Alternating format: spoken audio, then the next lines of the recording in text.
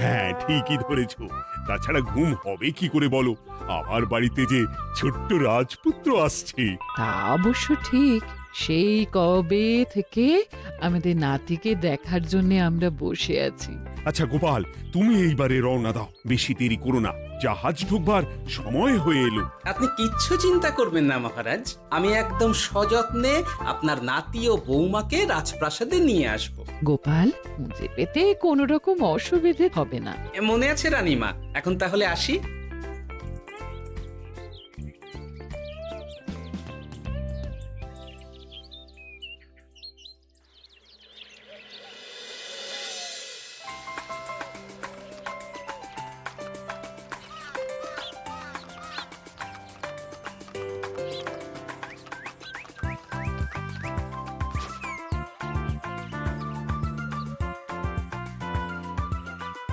এসো এসো বৌমা, এসো। আরে আমার নাতি বাবু যে। বৌমা, পথে আসতে কোনো কষ্ট হয়নি তো? এইটুকু পথ আসতে কোনো রকম কষ্ট হয়নি মা। গোপাল কাকা এত ভালো যে কি বলবো। যাক যাক, গোপাল তাহলে আরো একবার আমার মান রাখলো। যতদিন গোপালের ধরে থাকবে তার প্রাণ, সে ততদিন মহারাজের রাখবে যে মান। হ্যাঁ মহারাজ, আমি থাকতে আপনি একদম চিন্তা করবেন না মহারাজ। বেশ বেশ বেশ। আমি তাহলে এখন আসি, কেমন? আরে আরে, কোথায় যাচ্ছ গোপাল? একেবারে মধ্যাহ্ন ভোজনটাও সেরে যাও। ও, ভোজনের ব্যবস্থা আছে? তাহলে তো থাকতেই হবে। ওই ভোজনের কথা শুনেই গোপালের জিভের ওজন বেড়ে গেল। তুমি থামো তো মন্ত্রী, আসলে আজ বিকেলেই আমাদের কুল গুরুদেব আসছেন। তোমরা সবাই থেকো, আজকেই নাতিবাবুর অন্নপ্রাশনের দিনটা স্থির করে নেব। এ তো বেশ ভালো কথা। বেশ তাহলে, বেশ ভালোই হলো। রোজ বাড়িতে খেতে খেতে জিভে একেবারে চড় পড়ে গিয়েছিল। বহুদিন পরে রাজবাড়ির পোলাও কোরমা খেয়ে পেট ভরাবো।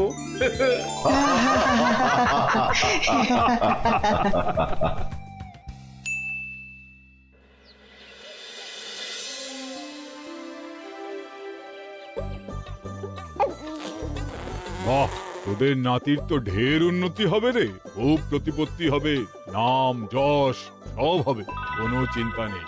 গুরুদেব, নাতির শরীর স্বাস্থ্য ভালো থাকবে তো? দেখ, এমনিতে খুব একটা কিছু অসুবিধা তো দেখছি না, তবে হ্যাঁ, সম্প্রতি একটা বড় সড়ো ঝড় বয়ে যাবে দেখা যাচ্ছে। কি সর্বনাশ গুরুদেব, এসব কি বলছেন? কথাটা কি সত্যি? আমি মিথ্যা বলি না, যা দেখলাম, ঈশ্বর আমাকে দিয়ে যা বলালেন তাই বললাম।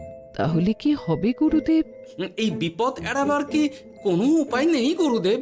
ওরে, তোরা আমার পুরো কথাটা শোন, কথার মাঝেই যদি এত প্রশ্ন করতে থাকিস তাহলে আমি কিভাবে আমার কথাটা শেষ করব? হ্যাঁ, ক্ষমা করুন গুরুদেব, আপনি বলুন বলুন। শোন, ওর কপালে ঝড় থাকলেও সে ঝড় ঠিক কেটে যাবে, চিন্তা করিস না, ভগবান আছেন, উনি বিপদ ঠিকই কাটিয়ে দেবেন। যখন বিপদ চরম সীমায় পৌঁছে যায় তখন ঈশ্বর নিজে এসে আমাদের বিপদ মুক্ত করে। সত্যি গুরুদেব, ঈশ্বর নিজে আসেন? হ্যাঁ, নিজে আসেন। জয় গুরুদেবের জয়।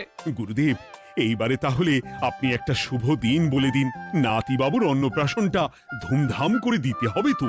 আজকের পর থেকে ঠিক 3 দিন বাদে একটা খুব ভালো দিন আছে, ওই দিন তাহলে অন্নপ্রাশনের ব্যবস্থা কর।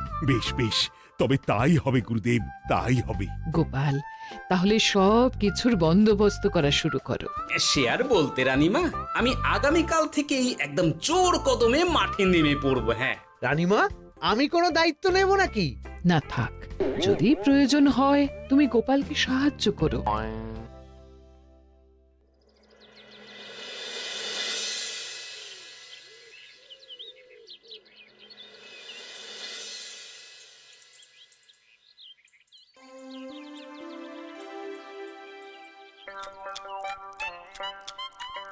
অপূর্ব হয়েছে রান্নাগুলো। সুযোগ পেয়েছে, একে একেবারে 3 দিনের খাওয়া খেয়ে নিচ্ছে। সুযোগ কি কেউ ছাড়ে মন্ত্রী মশাই? এই আপনিই বলুন না, যখনই সুযোগ পান কোষাগার থেকে একেবারে থলি ভরে ভরে মোহর সরিয়ে। থাক, মুখ বন্ধ করো, আমার ঘাট হয়েছে বলাটা। তুমি বাবু মন প্রাণ ভরে খাও, কেমন? মহারাজ, এইরকম একটা খুশির দিনেও আপনার মুখে হাসি নেই কেন? আসলে নাতিবাবু তো আর 2-1 দিন পরেই চলে যাবে, সেই কারণেই মনটা বড্ড ভারাক্রান্ত হয়ে রয়েছে। তা তো ঠিকই, আমাদের ছেলেটা আসতে পারলো না, যাও বা নাতি এলো, তাও তো এই কটা দিন কি আনন্দেই না কাটলো। আচ্ছা রানী, আমরা যদি আমাদের কাছে আরো কদিন নাতিবাবুকে রেখে দিই তাহলে কেমন হবে? মানে বৌমাকে তো ফিরতেই হবে, বিদেশে আমাদের খোকার কত কাজ বলো তো। আরে বাবা, বৌমা না হয় ফিরে গেল, নাতিবাবু কদিন আমাদের কাছে থেকে গেলে কি এমন হবে? কিন্তু দেখো না বৌমা, আমাদেরও তো একটু ইচ্ছে হয় নাতিপুতিদের নিয়ে খেলবো, আদর করব, দেখো না। ঠিক আছে ঠিক আছে, আপনাদের কাছে আমার বাবু সোনাকে রাখতে আমার কোনো চিন্তাই নেই। ব্যাস, তাহলে তো মিটেই গেল। মহারাজ, নাতিবাবুকে কদিন এখানেই রেখে দিন, আমরা সবাই আছি, ঠিক কোলে পিঠে করে তাকে সামলে নেব। বাবা বাবা বাবা, গোপাল তোমার সব দিকে কান খোলা থাকে তাই না? মহারাজ, আমি হলাম ভাঁড়, তাই মাটির ভাঁড়ের মুখটা যেমন খোলা থাকে তেমন আমার কানটাও সব সময় খোলা থাকে, বুঝলেন?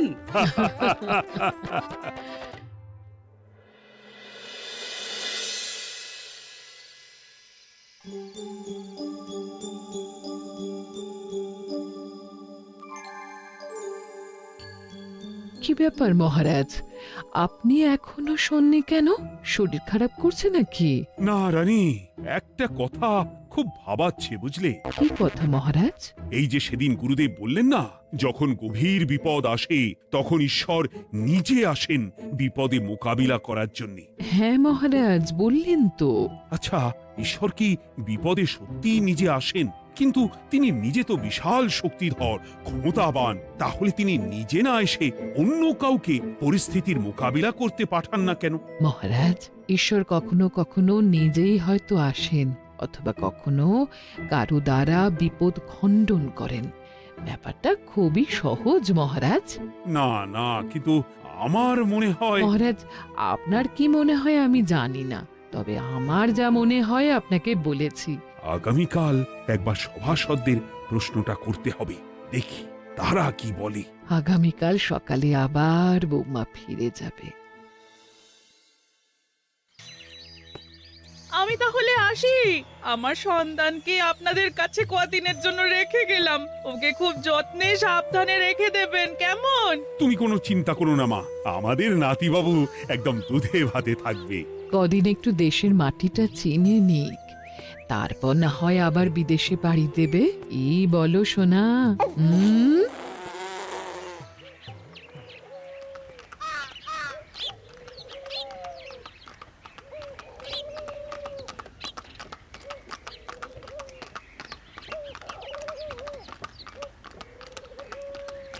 বৌমা তো চলে গেল, এইবারে তাহলে আমরাও যাই।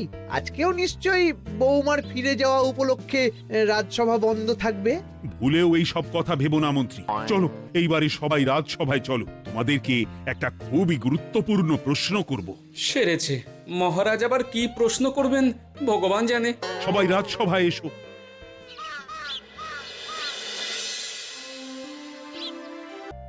আচ্ছা, তোমরা সকলে বলো তো, ঈশ্বর কি সত্যি বিপদ খণ্ডনে এই ধরাধামে অবতীর্ণ হন? আচ্ছা, তাই যদি হয় তাহলে ঈশ্বর নিজে না এসে তার প্রতিনিধি হিসেবে অন্য কাউকে বিপদ খণ্ডন করতে পাঠান না কেন? হ্যাঁ হ্যাঁ, ঠিকই তো। কেন কেন, ঈশ্বর তো মহাশক্তিধর, উনি চাইলেই যা খুশি তাই করতে পারেন। মহারাজ, আমাদের যেমন ইচ্ছে হলে আমরা খাই দাই ঘুমাই ঘুরে বেড়াই, ঠিক সেই রকম ঈশ্বরেরও ইচ্ছা হয় নিজে নেমে এসে জগতের কল্যাণ করার। না না না, আমি কিন্তু আমার প্রশ্নের যথাযথ উত্তর পেলাম না। এই গোপাল, তুমি কিছু বলো না, একদম মুখে কুলুপ দিয়ে বসে আছো কেন? হ্যাঁ, না মহারাজ, মুখে কুলুপ দিয়ে নেই, আসলে খিদেতে পেটে ছুঁচো দৌড় দিচ্ছে। বেশি কথা বললে খাটনি হবে, আরো খিদে বাড়বে, তাই চুপ করে আছি আর কি। ইস, শুধু খাওয়া আর খাওয়া, সব সময় শুধু খাওয়ার চিন্তা। গোপাল, ছি, লজ্জা করে না? এমন একটা গুরুত্বপূর্ণ সময়ে তুমি আমার প্রশ্নের উত্তর না দিয়ে মনে মনে খাবারের কথা ভাবছো। আসলে মহারাজ, ওই না খেলে যে মাথাটা কাজ করে না, পেটে খিদে মুখে লাজ, এমন করলে তো মগজটাই পুরো ঘেঁটে ঘ হয়ে যাবে মহারাজ। বেটাকে তাড়িয়ে দিন। যাও যাও গোপাল, আমার রাজসভা থেকে এক্ষুনি বিদেয় হও দেখি। যাও যাও, তুমি যাও। যার সব সময় শুধু খাওয়ার চিন্তা, এমন পেটুককে সভায় রেখে আমার কোনো কাজ নেই। কিন্তু মহারাজ, চুপ, একদম চুপ। তুমি যাও গোপাল, যাও। যদি কোনোদিনও উত্তর খুঁজে পাও তবেই আবার এই সভায় তোমার মুখ দেখিও।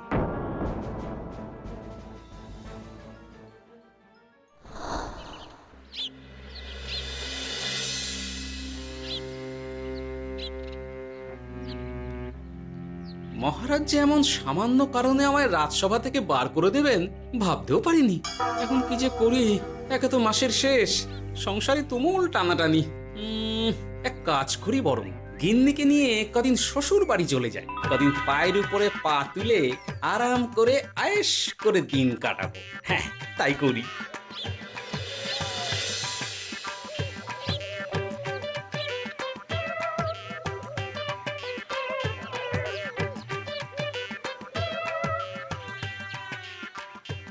গিন্নি, ও গিন্নি, বলছি কি, ওই শিগগিরই তল্পি তল্পা গুছিয়ে তোমার বাপের বাড়ি চল। এই কটা দিনের জন্য দুজনে ঘুরে আসি, বুঝলে? কি ব্যাপার? তোমার হঠাৎ করে আমার বাপের বাড়ি যাবার হিড়িক কেন? কিছু মতলব আছে নাকি? আমি না তোমার স্বামী?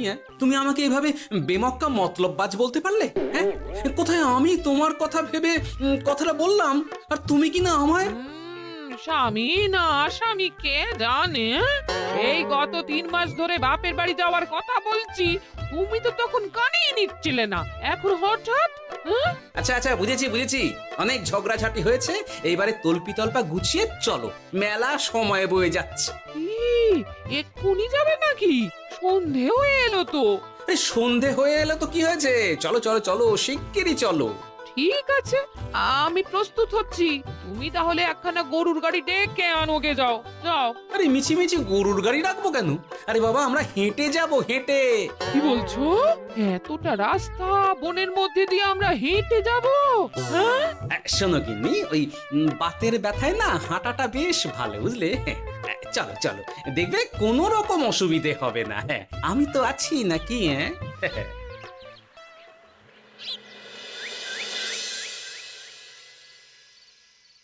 বাবা, হ্যাঁ, বনটা বেশ ঘন।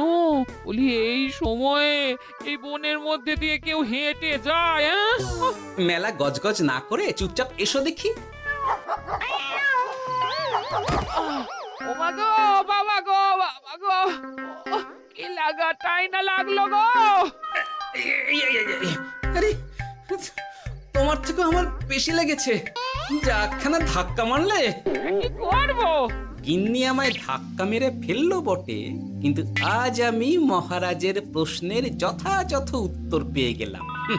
বেড়াল ছানাটিকে বাঁচাতে কোনো কিছু না ভেবেই কিভাবে বেড়ালটা ওই বাঘা কুকুরটার দিকে তেড়ে গেল। হ্যাঁ, তার মানে বিপদে পড়লে সন্তানকে বাঁচাতে না, আমাকে এক্ষুনি একবার রাজপ্রাসাদে যেতে হবে, রানীমার সঙ্গে কথা বলতে হবে। আরে আরে আরে আরে, ওদিকে কোথায় চললে গো? ওদিকে তো তোমার শ্বশুর বাড়ি নয়? আরে বাবা, আমার নয়, তোমার শ্বশুর বাড়ির দিকেই আবার যাচ্ছি, বুঝলে? তার মানে আমরা আর যাবো না? না না, পরে যাব, তাড়াতাড়ি এসো দেখিনি। এ কি রে বাবা, লোকটার মাথাটা কি গেছে নাকি? কখন যে কি করছে নিজেরই ঠিক নেই, যত সব।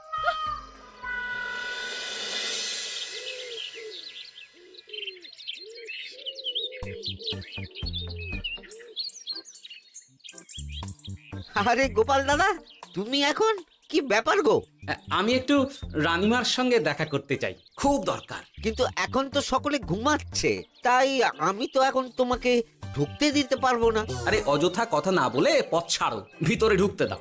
গোপাল দাদা, তুমি এই সময় ওই ঢোকার জন্য অহেতুক জেদ করো না। তাছাড়া আমি যতদূর জানি তোমায় তো মহারাজ তাড়িয়ে দিয়েছিলেন, তাহলে আবার বহাল হব, চিন্তা করো না। দয়া করে এখন ঢুকতে দাও। গোপাল দাদা। আহ পেয়াদা, এই এই কি ব্যাপার? এত হইচই কিসের? কি হয়েছে? রানীমা, আমি আপনার সঙ্গে একটু কথা বলতে চাই, বিশেষ দরকার আছে। এসো এসো, ভেতরে এসো। তাহলে মহারাজকে তোমার পরিকল্পনা মতো বাইরে নিয়ে যেতে পারলেই উনি ওনার প্রশ্নের উপযুক্ত জবাব পেয়ে যাবেন, বলছো? সে ব্যাপারে আপনি 100% নিশ্চিত থাকুন রানীমা। এখন আপনি শুধু আমার পরিকল্পনা অনুযায়ী মহারাজকে নৌকা বিহারে যেতে রাজি করান। তারপর কি হয় সেটা আপনি নিজেই সচক্ষে প্রমাণ পেয়ে যাবেন।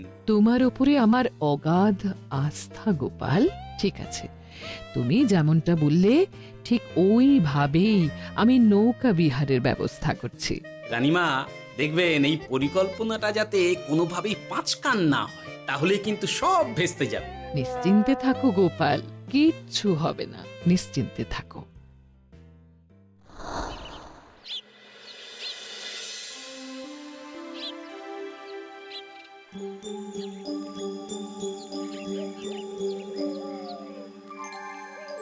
মহারাজ আবার বেজার ভোগ করে গেছেন।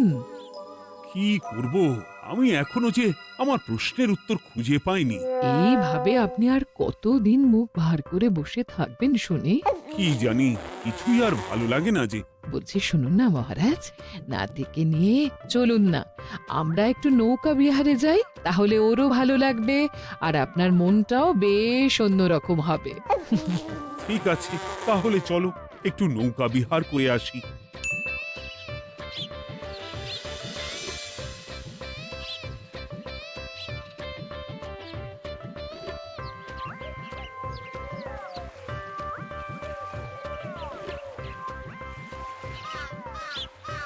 এই তো মহারাজ, আসুন আসুন, সেই কখন থেকে আপনার জন্য অপেক্ষা করছি।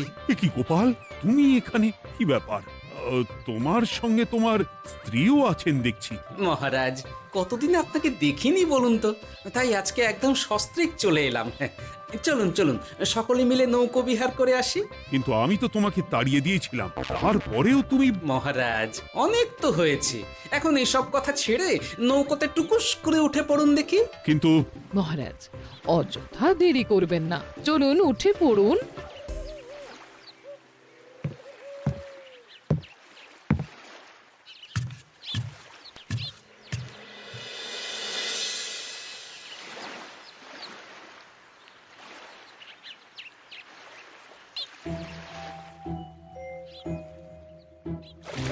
এ কি?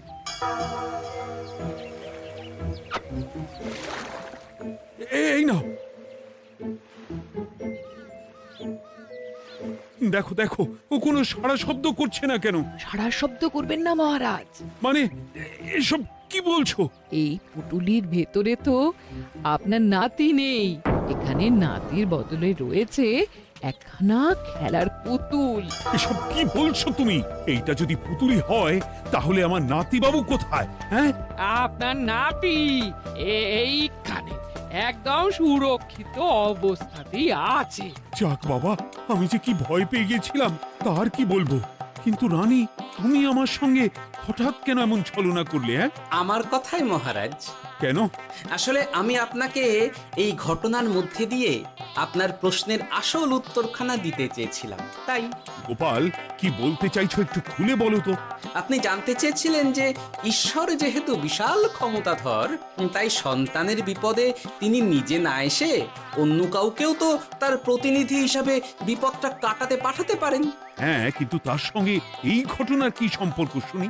মহারাজ, পুতুলটি যখন জলে পড়ে গেল তখন আপনি সেটিকে নিজের নাতি ভেবেই একবারও কারুর জন্য অপেক্ষা না করে নিজের প্রাণের তোয়াক্কা না করে নাতিবাবুকে রক্ষা করলেন। মহারাজ, আমরা ঈশ্বরের মানব সন্তান। ঈশ্বর আমাদের সকলের হৃদয়ের ভিতরে বসবাস করেন, তাই বিপদ হলেই তিনি ছুটে আসেন, কখনো নিজে, আবার কখনো বা কোনরূপ প্রতিনিধি মারফত। তাই ভবিষ্যতে আর কোনোদিনও ঈশ্বর সম্পর্কিত কোনরূপ সংশয় মনে রাখবেন না, কেমন? সাধু সাধু, ধন্য তোমার বুদ্ধি হে গোপাল। সত্যি যেভাবে তুমি একটা ঘটনার মধ্যে দিয়ে আমায় আমার প্রশ্নের উত্তরটা ব্যাখ্যা সমেত, তার কোনো তুলনা হয় না। তোমার যে আর কিভাবে প্রশংসা করব তাই ভাবছি। মহারাজ, আমার আর প্রশংসা না করে ওই পেট পুরে একটু ভালো মন্দ খাওয়ান তো দেখি, তাহলেই হবে, আর কিচ্ছু চাই না। আচ্ছা আচ্ছা, বেশ বেশ, তাই হবে। আগামী 7 দিন তোমার সস্ত্রীক সহ রাজবাড়িতে দুবেলা আহারের নিমন্ত্রণ থাকলো, কেমন? ব্যাস, আর কি চাই? হাসির রাজা, জ্ঞানের রাজা, রসিক রাজা।